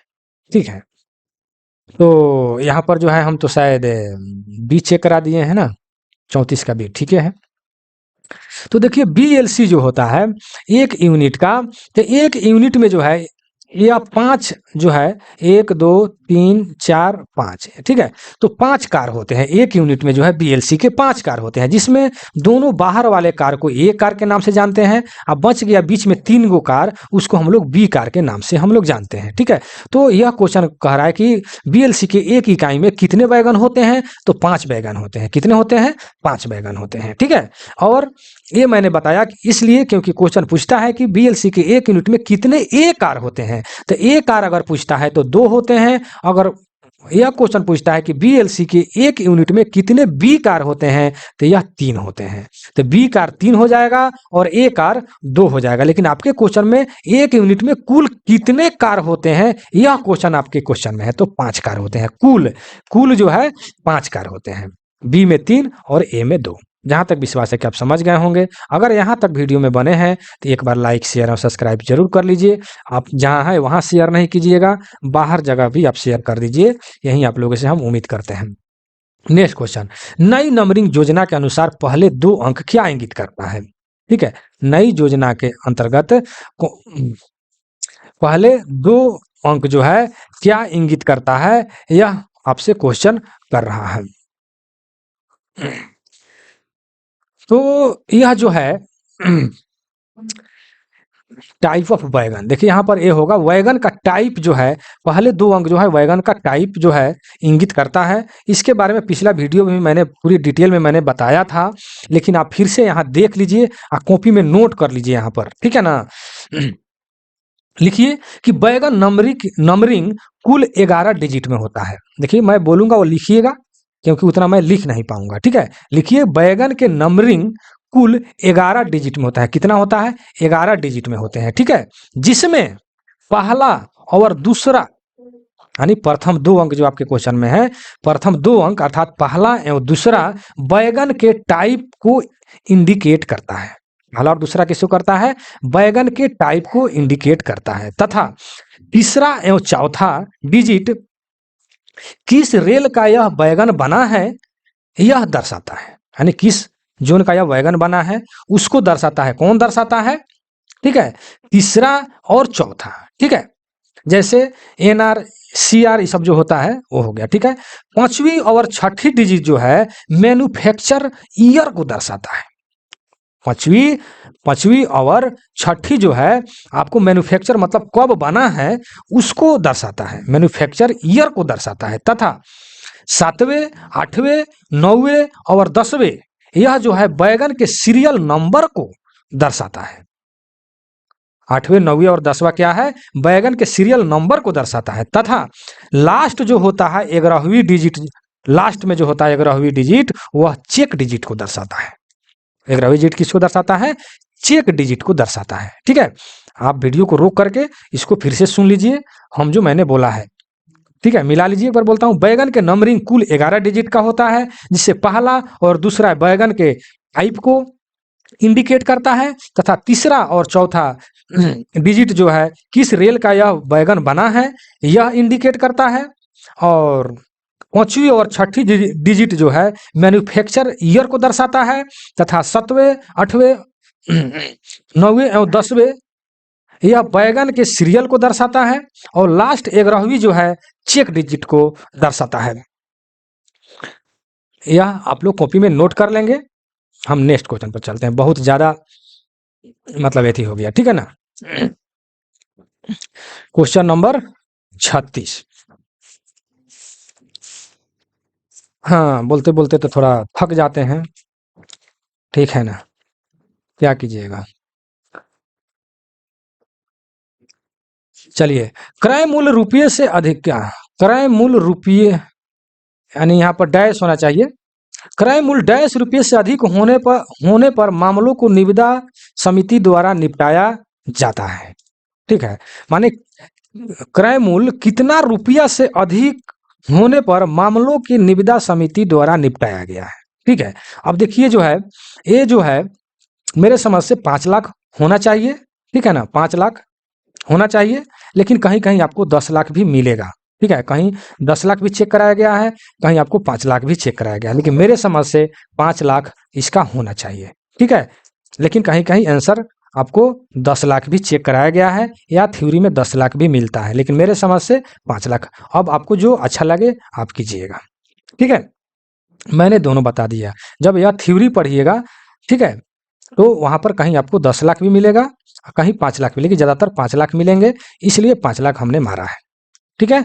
चलिए हम नेक्स्ट क्वेश्चन पर चलते हैं। क्वेश्चन नंबर 37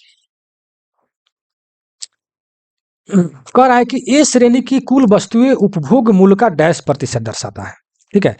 कितना कितना प्रतिशत दर्शाता है? चलिए इसके बारे में आपको डिटेल रूप से बता दूं।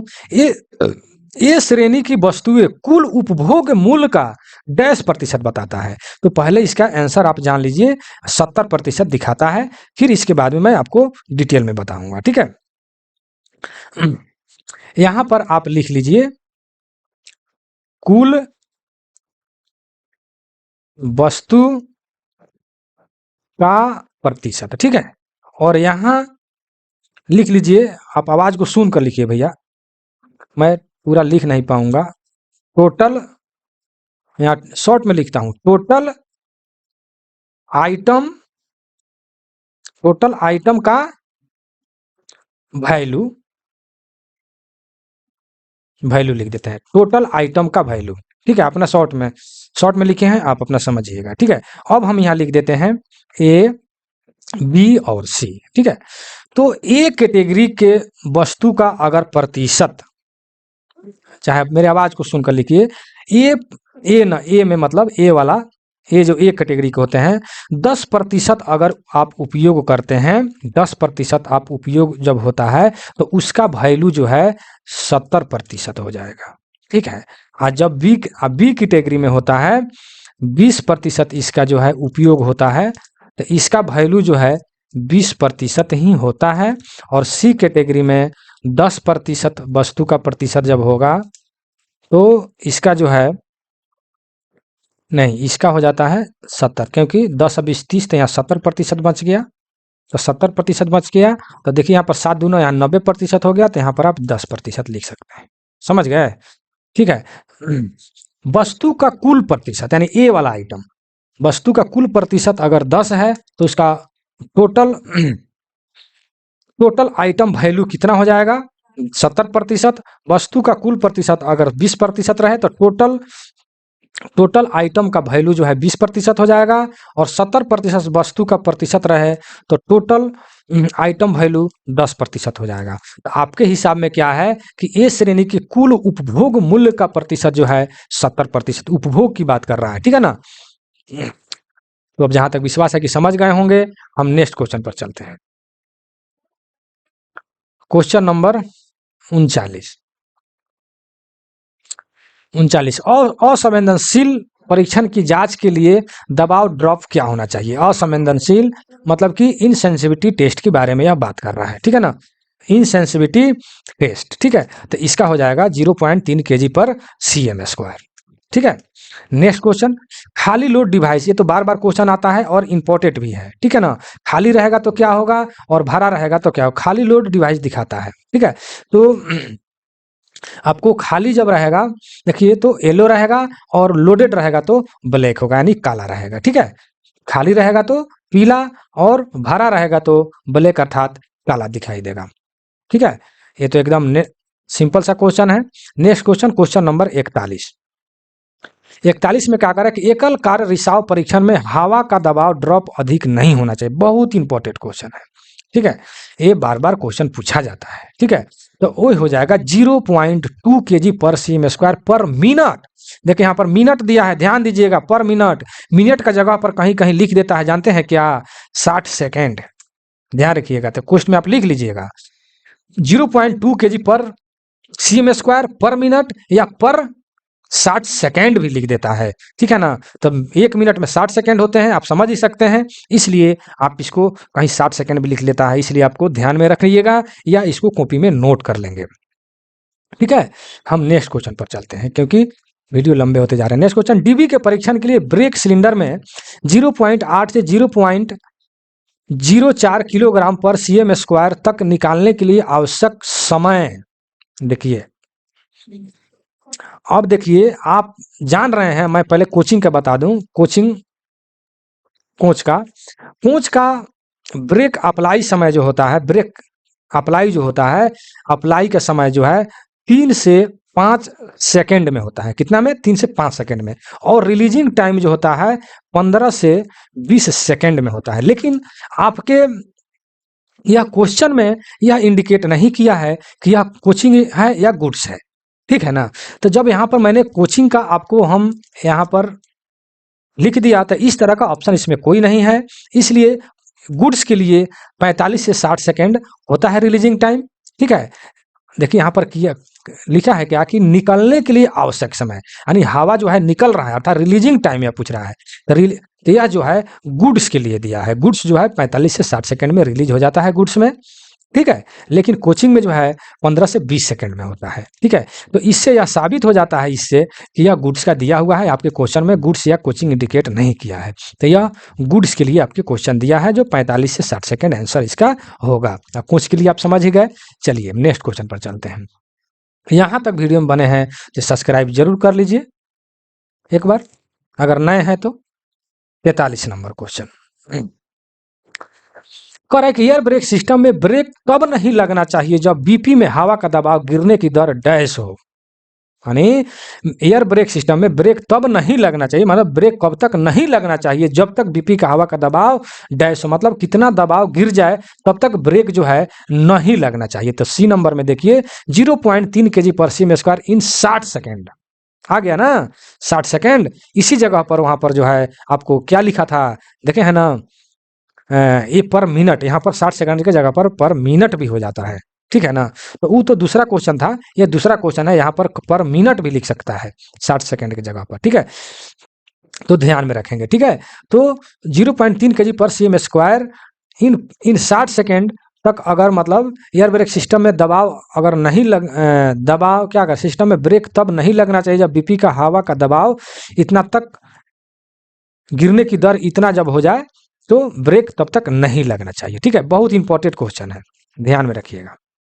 नेक्स्ट क्वेश्चन, क्वेश्चन नंबर 44 में क्या करें कि एलएचबी कोच के अंडर फ्रेम क्रॉस सदस्य मतलब क्रॉस मेंबर किसका बना होता है, यह क्वेश्चन कर रहा है। तो क्रॉस मेंबर जो है IRMS 41 का बना होता है। इस क्वेश्चन को पिछला वीडियो में बहुत अच्छा से मैंने बताया है। ठीक है, पूरे मैंने बताया है, उसमें साइड वाल इंड वाल क्रॉस मेंबर या क्या बोलते हैं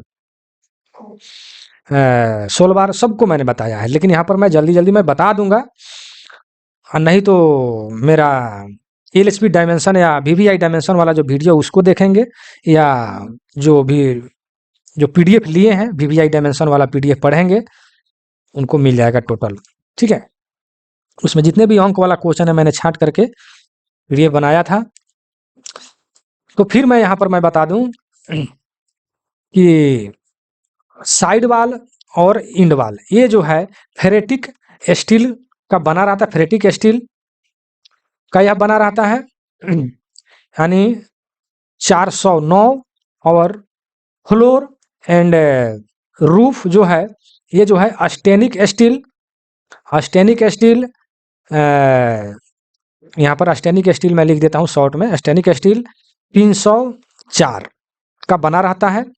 और आपका जैसे यहाँ पर 16 बार आया था तो 16 बार तो आपका IRMS 41 हो गया। ठीक है, क्या क्या था क्रॉस मेंबर, क्रॉस मेंबर। तो मुझे यह क्वेश्चन बताने का मकसद क्या है कि आपके क्रॉस सदस्य के जगह पर कहीं लिख देता है कार्टन, कार्टन स्टील, तो कार्टन स्टील होगा या IRMS 41 दोनों होगा। ठीक है, तो दोनों ऑप्शन एक साथ नहीं रहेंगे, या तो IRMS 41 रहेंगे या कार्टन स्टील रहेंगे, इस दोनों में से कोई एक ही ऑप्शन रहेगा। तो दोनों लिख लेंगे कि क्रॉस सदस्य जो होते हैं, क्रॉस मेंबर जो फ्लोर के नीचे जो क्रॉस जो सदस्य सब जो होते हैं क्रॉस मेंबर, तो ये जो है कार्टन स्टील या IRMS 41 का बना होता है। और आपका 16 बार भी IRMS 41 का ही बना होता है। जहां तक विश्वास है कि समझ गए होंगे, इस सबको कॉपी में एक साथ लिखेंगे। चलिए 45 नंबर में क्या लिखा है कि फ्यूएल मेक WSP सिस्टम के लिए फोनिक व्हील स्पीड सेंसर की जांच के बीच अंतर क्या है। ठीक है ना, अंतर क्या है देखिए यहाँ पर हम आपको बता दें, WSP दो तरह का उपयोग किया जाता है। ठीक है ना, WSP जो है दो तरह का उपयोग किया जाता है। ठीक है, एक होता है जो आप में दिया हुआ है फ्यूएल यानी फ्यूएल, यहाँ पर जो दिया हुआ है फेवली। ठीक है, फेवली जो दिया हुआ है एक ये होता है, और दूसरा होता है यहाँ पर देख लीजिए फेवली कैसे लिखा हुआ है फेवली, और दूसरा जो होता है नॉर। ठीक है, दो टाइप का WSP हम लोग प्रयोग करते हैं। ठीक है, अब ये कह रहा है कि इसकी जांच के बीच अंतर क्या होना चाहिए। ठीक है, अंतर क्या होना चाहिए यहाँ पर, जांच के बीच के अंतर। ठीक है, तो फेवली में जो होता है 0 पॉइंट नहीं नहीं, 0 नहीं, यहाँ पर 1 है। ठीक है ना, 1.5 से 0.5। ठीक है ना, और नॉर में होता है 0.4, 0.9 से 1.4 mm। ठीक है, 0.9 से 1.4 mm। ठीक है ना, तो इस टाइप का ऑप्शन इसमें देखिए कहीं भी नहीं मिल रहा है। ठीक है, तो इसलिए इसका आंसर नॉन ऑफ दीज हो जाएगा। ठीक है, विशेष करके यही आपको ऑप्शन में आता है और चेक भी होता है कि एडवी स्पीड सेंसर की जांच में क्या अंतर होना चाहिए। ठीक है, तो यह होता है 0.9 से 1.4 mm होता है। तो इस तरह का ऑप्शन कोई नहीं है, इसलिए ए हो जाएगा। चलिए नेक्स्ट क्वेश्चन, ब्रेक त्वरक माने ब्रेक एक्सीलेटर क्या है। तो यह एक इमरजेंसी ब्रेक डिवाइस है। ये तो बहुत ही इंपॉर्टेंट, सब में यह क्वेश्चन पूछा जाता है, रनिंग भी क्वेश्चन है। ठीक है, तो इंपॉर्टेंट भी है, रनिंग भी है। ठीक है, तो चलिए नेक्स्ट क्वेश्चन पर चलते हैं। क्वेश्चन नंबर यानी 47 में क्या कह रहा है कि डॉम बॉल का उपयोग किसके लिए किया जाता है। तो देखिए डॉम बॉल का उपयोग जो है ब्रेकिंग और डी ब्रेकिंग दोनों के लिए प्रयोग किए जाते हैं। ब्रेकिंग एंड डी ब्रेकिंग दोनों के लिए हम लोग प्रयोग करते हैं। ठीक है, इसलिए इसका सही आंसर सी हो जाएगा, बोथ, अर्थात दोनों के लिए हम लोग प्रयोग करते हैं।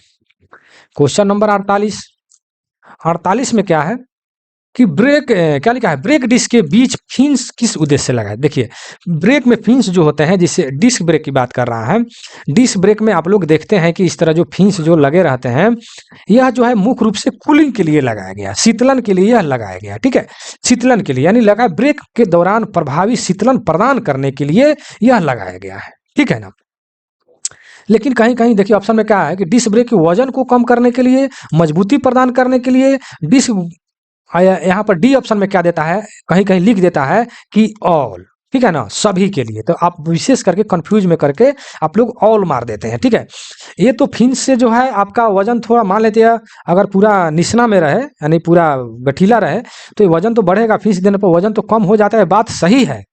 ठीक है ना, मजबूती भी इससे होता है, परंतु यहाँ पर मुख्य उद्देश्य जो है इसको शीतलन के लिए, ठंडा होने के लिए, क्योंकि इसमें जब गैप रहेगा तो ये अंदर ही अंदर इसमें सुराग होता है, इधर से हवा घुसेगा इधर निकल जाएगा, ताकि यह ठंडा हो जाएगा। ठीक है ना, इस पर जब अब ब्रेक शू जो लगता है, ब्रेक पैड, तो जब घर्षण होगा तो गर्म हो जाता है, इसको ठंडा के लिए यह गैपिंग दिया गया है, अर्थात फिन्स जो है दिया गया है। ठीक है, आप जहां तक समझ सकते हैं।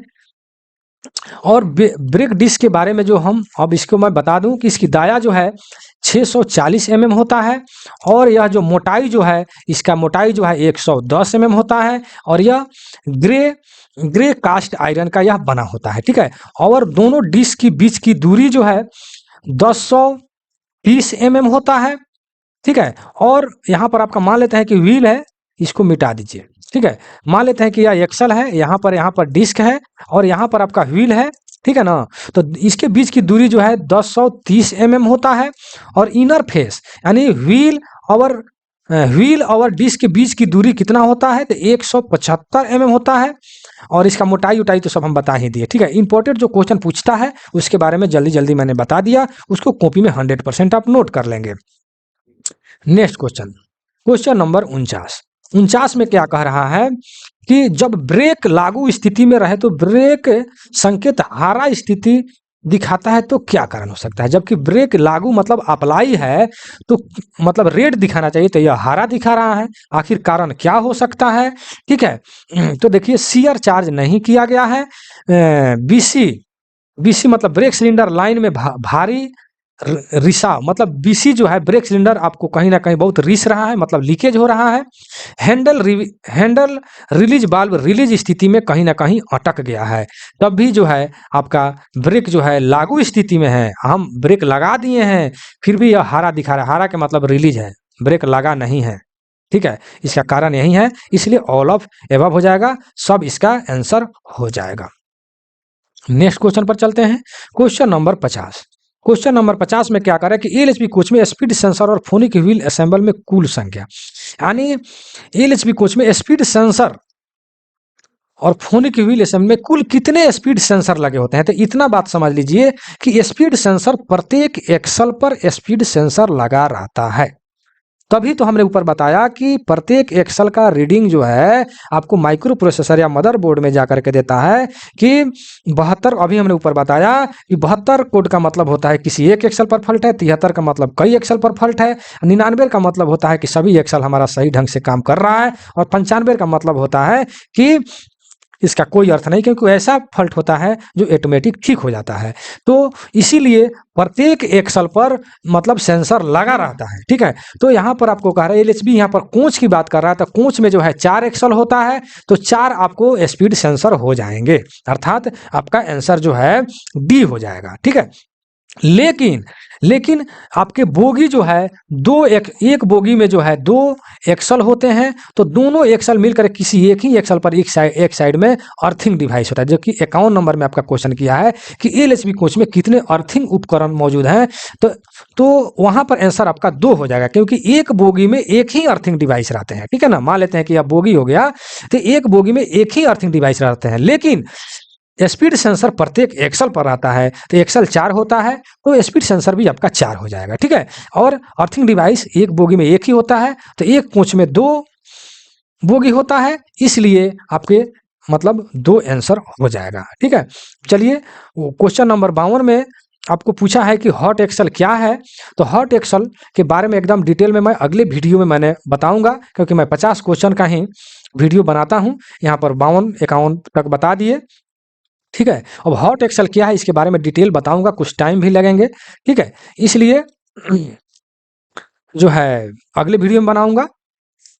अगर यहाँ तक वीडियो में बने हैं तो बहुत बहुत धन्यवाद आप लोगों को, और अभी तक अगर सब्सक्राइब नहीं किए हैं, अगर नए हैं तो सब्सक्राइब कर लेंगे, और मेरे चैनल पर जाकर के सारे वीडियो को देखें। अगर आप नए हैं तो पूरे डिटेल में प्रत्येक वीडियो को बताया जाता है। यहाँ पर एक क्वेश्चन से 10-10, 15-15 क्वेश्चन, 4-4, 5-5 क्वेश्चन को क्लियर किया जाता है। यहाँ जो भी वीडियो बनाया जाता है या पीडीएफ दिया जाता है, वह एग्जाम की दृष्टि से दिया जाता है, अर्थात जो एग्जाम में पूछे जाते हैं वही क्वेश्चन को वीडियो में बताया जाता है या पीडीएफ दिया जाता है, ठीक है, टू द पॉइंट जिसको कहते हैं, ठीक है। तो आपको और हर एक संडे को संडे यहाँ से पर टेस्ट भी लिए जाते हैं। अगर आपको टेस्ट सीरीज में जुड़ना है या LDC JEE की तैयारी के लिए आपको पीडीएफ प्राप्त करना है, तो मेरे व्हाट्सएप नंबर पर 96 93 57 14 26 इस पर आप लोग मैसेज करके आप लोग पीडीएफ प्राप्त कर सकते हैं या टेस्ट सीरीज में भाग ले सकते हैं, ठीक है। लेकिन इस व्हाट्सएप पर लगे फोटो को पहले ध्यान से पढ़ेंगे, क्योंकि उसमें बहुत सारे टॉपिक को मैंने नाम लिखा है, कौन कौन से टॉपिक आपके सिलेबस से मैच कर रहा है उसके हिसाब से आप लोग मैसेज करेंगे। अगर मेरे टॉपिक आपके सिलेबस से मैच नहीं कर रहे हैं तो मैसेज नहीं करेंगे, टोटल शुरू से लास्ट तक पढ़ेंगे, समझ बूझ कर ही आप लोग मैसेज करेंगे, ऐसे मैसेज नहीं करेंगे, कॉल नहीं करेंगे। चलिए, जहाँ तक विश्वास है कि ये वीडियो आप लोगों को अच्छा लगा होगा, कमेंट सेक्शन में जरूर दीजिएगा कि आप लोगों को वीडियो कैसा लगा। मैं अपने वीडियो को यहीं समाप्त करता हूँ। जय हिंद, जय भारत।